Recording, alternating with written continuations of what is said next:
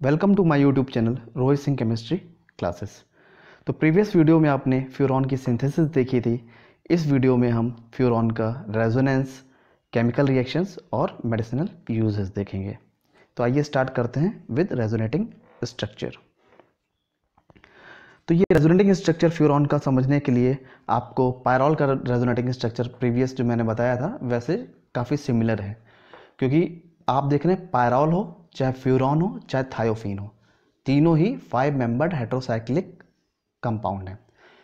Hetero atom just hetero atom change हुआ है। Pyrrole में नाइट्रोजन था, उसके ऊपर भी लोन पेयर है। ऑक्सीजन, फ्यूरॉन के केस में ऑक्सीजन हेट्रो एटम है, इसके ऊपर भी लोन पेयर है। थायोफीन में सल्फर हेट्रो एटम है, उसके ऊपर भी लोन पेयर है। तो लोन पेयर इन्वॉल्व होता है रेजोनेंस में, जैसा कि पायरॉल में इन्वॉल्व हुआ था। तो आइए इसको समझते हैं। तो आप ये स्ट्रक्चर देख रहे हैं, ये इनिशियल स्ट्रक्चर है फ्यूरॉन का। ये रेजोनेटिंग सेकेंड रेजोनेटिंग स्ट्रक्चर है, ये थर्ड रेजोनेटिंग स्ट्रक्चर है, ये फोर्थ रेजोनेटिंग स्ट्रक्चर है और ये फिफ्थ रेजोनेटिंग स्ट्रक्चर है। और फिफ्थ के बाद फिर से क्या हो जाएगा, 1 आ जाएगा। तो इसको स्टार्ट करते हैं।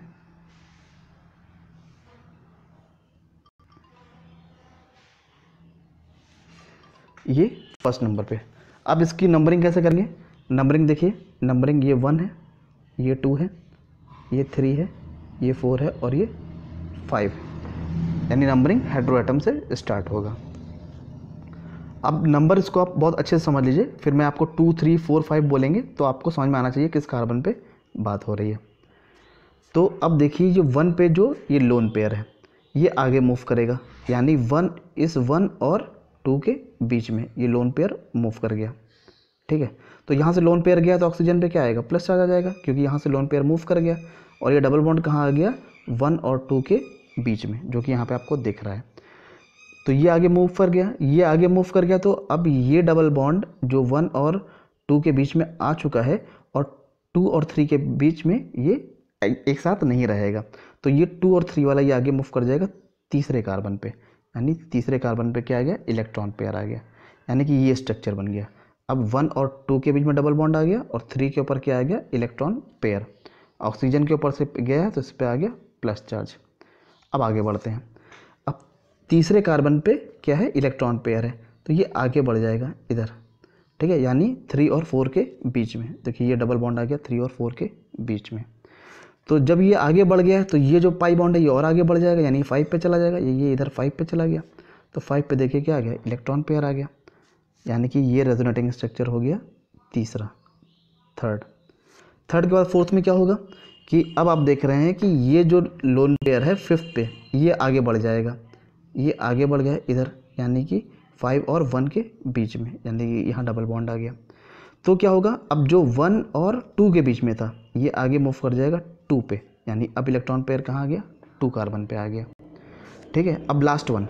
अब आप देख रहे हैं कि बेसिकली ये सेकेंड स्ट्रक्चर पे इलेक्ट्रॉन पेयर कहाँ आया था, 3 नंबर पे। इसके बाद कहाँ आया, 5 नंबर पे। ठीक है, यहाँ आ गया 2 नंबर पे। अब बचा है खाली फोर्थ पोजीशन, तो वो कैसे आएगी। तो ये जो इलेक्ट्रॉन पेयर है 2 कार्बन पे ये मूव कर जाएगा 2 और 3 के बीच में, यानी बॉन्ड इधर आ गया, इधर आ गया।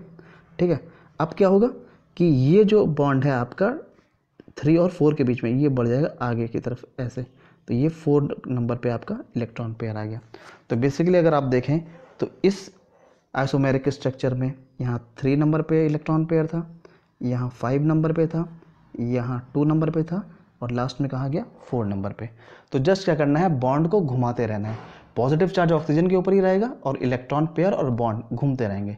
तो कब तक घुमाना है, जब तक वो घूम के वापस ओरिजिनल स्ट्रक्चर जैसा ना आ जाए। अब देखिए फोर्थ के बाद ये जो इलेक्ट्रॉन पेयर है ये मूव करेगा 4 और 5 के बीच में। तो ये जो आपका 5 और 1 के बीच में है ये फिर से कहाँ जाएगा, ऑक्सीजन के ऊपर। यानी ऑक्सीजन के ऊपर जैसे ही लोन पेयर आएगा तो ये प्लस चार्ज क्या हो जाएगा, गायब हो जाएगा और ये ओरिजिनल स्ट्रक्चर 1 वाली यहाँ पे रिटेन हो जाएगा। तो पूरा एक चक्कर लगाना है।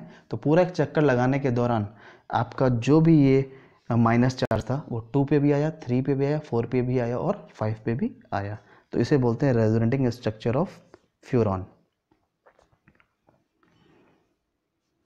अब आगे बढ़ते हैं इलेक्ट्रोफिलिक सब्स्टिट्यूशन की तरफ। इलेक्ट्रोफिलिक सब्स्टिट्यूशन भी बिल्कुल पायरॉल जैसा ही है, जैसे मैंने आपको बताया था कि वहाँ पे भी C2 और C3 पे अटैक होता है। C2 और C3 की कंडीशन क्यों आई इसको समझ लीजिए, क्योंकि यहाँ आप देखेंगे चाहे आप इसको 2 और इसको 3 माने, चाहे इसको 2 और इसको 3 माने, इधर से भी मूव कर सकते हैं, तो प्रोबेबिलिटी एक ही है। तो ये टूटेगा इधर, तो अगर इधर माइनस गया तो इधर प्लस आया, तो जहाँ प्लस होगा वहीं पे क्या होगा, जहाँ आपका माइनस होगा वहीं पे क्या अटैक करेगा, E+, यानी कि इलेक्ट्रोफाइल अटैक करेगा। तो वो पोजीशन कहलाएगा उस कार्बन के हिसाब से। सपोज करिए अगर C2 है तो माइनस चार्ज ये ऐसे टूटेगा, C2 पे माइनस आएगा और C3 पे प्लस आएगा, ठीक है। लेकिन अगर C3 टाइप का अटैक हो रहा है तो ये माइनस कहाँ जाएगा, C3 पे, और इस पे प्लस आ जाएगा। तो दोनों ही कंडीशन देख लेते हैं।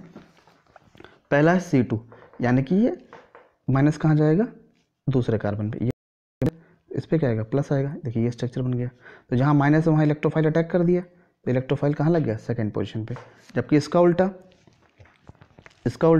जब C3 है तो ये माइनस से कहाँ जाएगा, C3 पे जाएगा, तो C2 पे क्या आ जाएगा, प्लस आ जाएगा। ये देखिए इस कंडीशन में तो इलेक्ट्रोफाइल कहाँ अटैक हुआ, C3 पोजीशन पे, यानी C2 है तो सेकंड कार्बन पे इलेक्ट्रोफाइल आएगा, C3 है तो थर्ड पोजीशन पे इलेक्ट्रोफाइल आएगा। अब देखिए जब C2 है यानी इलेक्ट्रोफाइल 2 पोजीशन पे है, तो प्लस चार्ज कहाँ पे है आपका, थर्ड कार्बन पे। तो अब ये डबल बॉन्ड जो 4 और 5 के बीच में, ये मूव कर जाएगा 3 और 4 के बीच में। ये देखिए 3 और 4 के बीच में डबल बॉन्ड आ गया, तो प्लस चार्ज कहाँ मूव कर जाएगा, 5 की तरफ, तो ये आ गया 5 की तरफ, तो पॉजिटिव चार्ज यहाँ आ गया। अब क्या होगा, जो लोन पेयर है ये मूव करेगा 1 और 5 के बीच में, तो पॉजिटिव का चार्ज कहाँ जाएगा, ऑक्सीजन के ऊपर। तो आप देख रहे हैं यहाँ 3 स्ट्रक्चर पॉसिबल हुआ, 3 आइसोमेरिक स्ट्रक्चर। जबकि यहाँ पे क्या है कि ये डबल बॉन्ड 3 और 4 के बीच में नहीं मूव करेगा, क्यों, क्योंकि यहाँ पे ऑलरेडी क्या इलेक्ट्रोफाइल प्रेजेंट है। तो ये वाली स्ट्रक्चर जो C2 पे थी ये C3 पे क्या हो गया, कम हो गया। जस्ट बचा क्या, ये वाला पोजीशन, यानी कि ये इलेक्ट्रॉन पेयर अगर इस पे मूव कर जाएगा तो पॉजिटिव चार्ज कहाँ जाएगा, ऑक्सीजन के ऊपर। तो ये देखिए डबल बॉन्ड इधर आ गया। तो यहाँ पे 2 आइसोमेरिक स्ट्रक्चर है, यहाँ पे 3 आइसोमेरिक स्ट्रक्चर है। तो जितने ज़्यादा रेजोनेटिंग स्ट्रक्चर या आइसोमेरिक स्ट्रक्चर होंगे उतनी ज़्यादा स्टेबिलिटी होगी, और जितनी स्टेबिलिटी होगी कंपाउंड उतना स्टेबल होगा। इसीलिए इलेक्ट्रोफाइल ज़्यादातर सेकेंड पोजिशन पे अटैक करता है। C2 attack gives more resonance contributing structure than C3, यानी C2 पे रेजोनेटिंग स्ट्रक्चर ज़्यादा है, इसीलिए C2 पे अटैक होने के चांसेस क्या होते हैं, ज़्यादा होते हैं। अब आगे बढ़ते हैं, कुछ एग्जाम्पल देख लेते हैं सब्स्टिट्यूशन के। तो यहाँ पे आप देख रहे हैं कि पहला केस है नाइट्रेशन का, दूसरा है सल्फोनेशन का, तीसरा हेलोजिनेशन का और चौथा एसिटाइलेशन का। तो हम कोई नाइट्रेटिंग ग्रुप ले लेते हैं। यहाँ पे देखिए ये नाइट्रेटिंग ग्रुप है, तो यहाँ इलेक्ट्रोफाइल क्या जनरेट होगा, NO2+, ये इलेक्ट्रोफाइल जनरेट हो गया। ये अटैक कहाँ करेगा, सेकंड पोजीशन पे, सेकंड पोजीशन पे अटैक कर गया, तो स्ट्रक्चर फाइनल क्या है, 2 नाइट्रोफ्यूरॉन। अब इसको फर्दर अगर रिएजेंट हम यूज़ करते रहेंगे तो ये 5th पोजीशन पर अटैक कर जाएगा, क्योंकि जैसा ऑक्सीजन के अल्टरनेट पे ये है वैसे ही ऑक्सीजन के अल्टरनेट पे ये है, तो ये क्या बन जाएगा, 2,5 डाइनाइट्रोफ्यूरॉन। लेकिन हमको चाहिए क्या होता है, कंट्रोल्ड कंडीशन में, तो मेजर स्ट्रक्चर आपका 2 नाइट्रोफ्यूरॉन ही रहेगा। ऐसे अगर sulphur trioxide in the presence of pyridine ले लेंगे या pyridinium सल्फेट ले लेंगे तो क्या होगा, सल्फोनिक एसिड इलेक्ट्रोफाइल बनाएगा। सल्फोनिक एसिड यानी कि SO3H+, तो ये अटैक कर जाएगा सेकेंड पोजीशन पे। तो ये क्या सल्फोनिक एसिड है और कैसा है, 2 पोजीशन पे क्या लिखा है आपका फ्यूरॉन, तो उसे बोलते हैं फ्यूरिल सल्फोनिक एसिड, क्योंकि सल्फोनिक एसिड का एज यूज होगा एज अ सफिक्स, क्योंकि इसकी प्योरिटी ज़्यादा है फ्यूरॉन से, ठीक है। वरना आप ये भी बोल सकते थे 2 सल्फोनिल फ्यूरॉन, लेकिन ऐसा नहीं बोला जाएगा, ये हो जाएगा 2 फ्यूरिल सल्फोनिक एसिड। ऐसे क्लोरीनेशन करेंगे तो क्लोरीनेशन में इलेक्ट्रोफाइल क्या बनेगा, Cl+, और ये Cl+ कहाँ अटैक करेगा, सेकंड पोजीशन पे, तो ये क्या हो गया, 2 क्लोरोफ्यूरॉन। ऐसे एसिटिक एनाइड्राइड में एसिटाइल ग्रुप अटैक करेगा, तो ये एसिटाइल ग्रुप हो गया, यानी CH3CO+, ये कहाँ अटैक किया, सेकंड पोजीशन पे, तो ये क्या बन गया, 2 एसिटाइल फ्यूरॉन। तो ऐसे जो भी ग्रुप होंगे आपका वो अटैक कर जाएगा, प्लस ग्रुप जो भी है वो अटैक कर जाएगा सेकंड पोजीशन पर। नेक्स्ट आते रिडक्शन में। तो जैसे आपने देखा था कि पायरॉल का रिडक्शन हो रहा था, तो वहाँ पायराजोलिन और फाइनली पायराजोलिडीन बन रहा था, यानी दोनों डबल बॉन्ड क्या होंगे, हाइड्रोजनेट हो जाएंगे या सैचुरेट हो जाएंगे। तो यहाँ भी आप देख रहे हैं कि दोनों डबल बॉन्ड सैचुरेट हो जाएगा, तो ये स्ट्रक्चर बन जाएगा, यानी कि एक बार हाइड्रोजनेशन हुआ तो एक H इधर लगा और एक H इधर लगा, बॉन्ड ब्रेक हो गया। ऐसे यहाँ हाइड्रोजनेशन होगा तो एक H यहाँ और लग जाएगा, यहाँ एक H और लग जाएगा, तो ये बॉन्ड भी सैचुरेट है। तो ये स्ट्रक्चर बन गया टेट्राहाइड्रोफ्यूरॉन का। नेक्स्ट है डायल्सेल्डर reaction.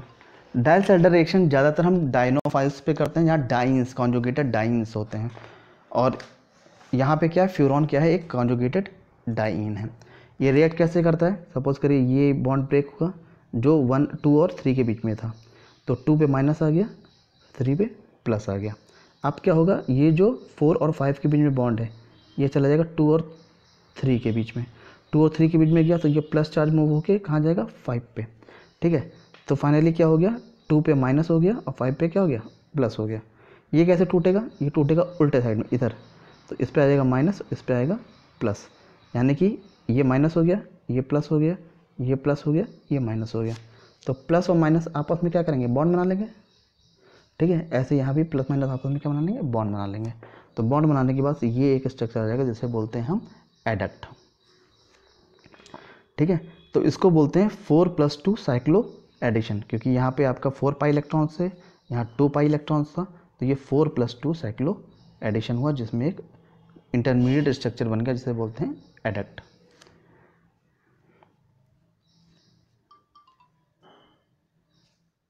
This one is next chemical reaction pyrrole synthesis, जो कि हम पायरोल के सिंथेसिस में देखे थे इसको। अब यहाँ चूंकि फ्यूरॉन है तो फ्यूरॉन के रिएक्शन में आएगा। तो फ्यूरॉन में क्या होता है, फ्यूरॉन को अगर आप अमोनिया से रिएक्ट करा देंगे, यानी कि एल्युमिनियम ऑक्साइड के प्रेजेंस में, ये स्टीम अमोनिया यूज़ हो रहा है in the form of steam, तो ये क्या करेगा कि इस ऑक्सीजन को NH से रिप्लेस कर देगा। तो बचा क्या, H2, और यहाँ से ऑक्सीजन बाहर निकला, ये निकल गया वाटर, यानी कि ये NH यहाँ पे रिप्लेस हो गया। तो ये बना लिया पायरोल प्लस वाटर। तो यहाँ पे क्या हुआ, सब्स्टिट्यूशन रिएक्शन हुआ, ऑक्सीजन को NH ने सब्स्टिट्यूट कर दिया, और जो ऑक्सीजन बाहर निकला वो हाइड्रोजन से रिएक्ट करा के क्या बना लिया, वाटर बना लिया। तो अब लास्ट देखते हैं मेडिसिनल यूजेस। मेडिसिनल यूजेस में दो इसका बेसिक यूज़ है। पहला तो ये नाइट्रोफ्यूरॉन्स में बेसिक रिंग रखते हैं आपका फ्यूरॉन। तो नाइट्रोफ्यूरॉन्स क्या रहेंगे, ये ग्रुप है आपका नाइट्रो, और ये जो रिंग है ये है फ्यूरॉन। ठीक है, तो इसे बोलते हैं नाइट्रोफ्यूरॉन्स। ड्रग में भी नाइट्रोफ्यूराजोन, फ्यूराजोलिडोन और नाइट्रोफ्यूरनटोइन। ये जो स्पेसिफिक नाइट्रोफ्यूरनटाइन है इसे हम बोलते हैं यूरिनरी एंटीसेप्टिक, यूरिनरी एंटीसेप्टिक। ठीक है, तो यूरिनरी एंटीसेप्टिक की तरह भी यूज़ होता है, और ये as a anti protozoal agent भी यूज़ होता है। किसको ट्रीट करने के लिए, ट्राइपाइनोसोमियासिस और लेशमानियासिस को ट्रीट करने के लिए। तो ये एंटी प्रोटोजोअल ड्रग की तरह भी यूज़ हो रहे हैं, यूरिनरी एंटीसेप्टिक की तरह भी यूज़ होते हैं, और इनका हम as a anti histaminic drug भी यूज़ करते हैं। रैनिटिडीन के केस में फ्यूरॉन क्या है, ये आपका हेट्रोसाइक्लिक रिंग है, जो कि यूज़ होता है as a anti histaminic agents. ठीक है, किसको ट्रीट करने के लिए, अल्सरेशन को ट्रीट करने के लिए, यानी पेप्टिक अल्सर को ट्रीट करने के लिए। तो इसको हम क्या बोल सकते हैं, एंटी अल्सर ड्रग भी बोल सकते हैं। तो ज़्यादातर अल्सरेशन के केस में हम रैनिटिडीन का इस्तेमाल करते हैं। बेसिकली ये H2 रैनिटिडीन होते हैं, तो इनको एंटी हिस्टामिनिक ड्रग भी बोलते हैं और एंटी अल्सर ड्रग भी बोलते हैं।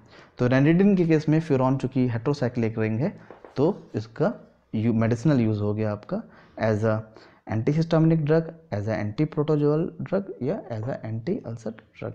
ऐसे बहुत जगह और बहुत सारे केस हैं जहाँ पर, जैसे डायरोटिक के केस में आप देखेंगे तो वहाँ पे फ्यूरोसेमाइड के केस में भी फ्यूरॉन यूज़ होता है।